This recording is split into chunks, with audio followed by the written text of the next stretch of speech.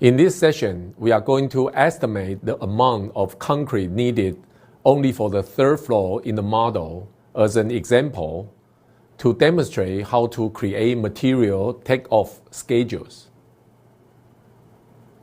When estimating the amount of concrete needed, first, we have to find out the building elements of the material of concrete. In this case, these elements are columns, walls, beams, floors, and stairs. Here, let us start with columns. Under the View tab, find the Create panel.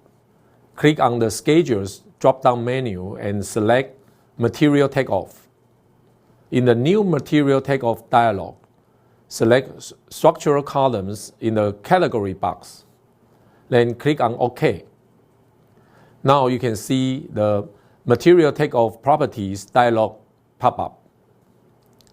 In the Available Fields box, select Family and Type, Material Name, Material Volume, Base Level, and Top Level. Then add these parameters into the Scheduled field box. Click on OK to create the schedule. Now, the material takeoff schedule calculates the material volume based on the types of materials used by the elements. Next, we need to show the total material volume of each floor and the total material volume of the whole building. On the Properties palette, click the Edit button in the Sorting Grouping field. In the Sort By drop-down menu, select Base Level and choose Ascending. Check Header and Footer and select Totals only in this drop-down menu. In this way, we can group the columns by their base levels. Check Grand Totals in the bottom area and select Title and Totals in the pull-down menu. Then, in the Custom Grand Total Title text box, let us input Grand Total. OK. Now, open the Formatting tab.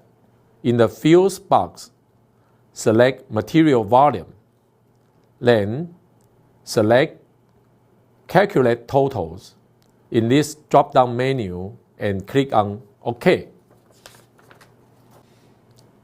Now let us take a look at the schedule.